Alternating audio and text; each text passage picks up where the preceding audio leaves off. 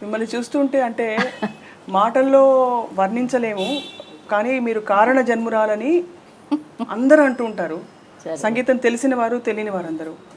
శాస్త్రీయ సంగీతంలో మీరు చిన్నప్పుడు తొలినాళ్ళల్లో కచేరీ చేసినప్పుడు అప్పుడు బహుశా మీరు కూడా శాస్త్రీయ పరంగా సెటిల్ అవుదామని అని అనుకుని ఉంటారు. నాన్నగారు కూడా అదే ఆశించారని అంటూ ఉంటారు. కానీ సినిమా సంగీతం వైపు మొగ్గు కన్నతల్లి సినిమాకి ముందు మీకు ఆలోచన కలిగిందా?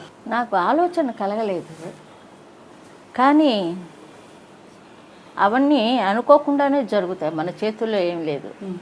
అట్లాగా ఎప్పుడెప్పుడు ఏది జరగాలో ఆ దేవుడు ఫిక్స్ చేస్తాడు. దాని ప్రకారంగా మనం ఏదో నేను మా నాన్నగారి కోసం నేను క్లాసికల్ నేర్చుకుని నాకు చిన్నప్పటి నుంచి సినిమా పాటలు అంటే చాలా అటుపక్కే మొగ్గుతాను. లతా మంగేష్కర్ ఆవిడ పాట ఎక్కడొచ్చినా నేను బాగా విని అలాంటిది చిన్నప్పటి నుంచి నా బ్రెయిన్లో అది స్టడీ అయిపోయింది, అంతే రికార్డ్ అయిపోయింది ఆ సౌండ్.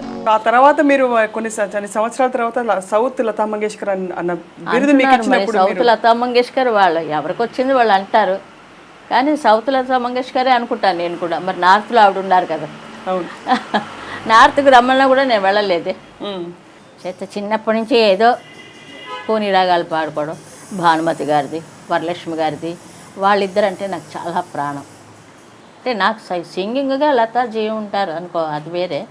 అంటే వీళ్ళు ఉండగా మళ్ళీ నేను అక్కడ ఎందుకు అని చెప్పి అలా అనిపించి అంతా మొగ్గలేదు ఆ సైడ్, హిందీ సైడ్.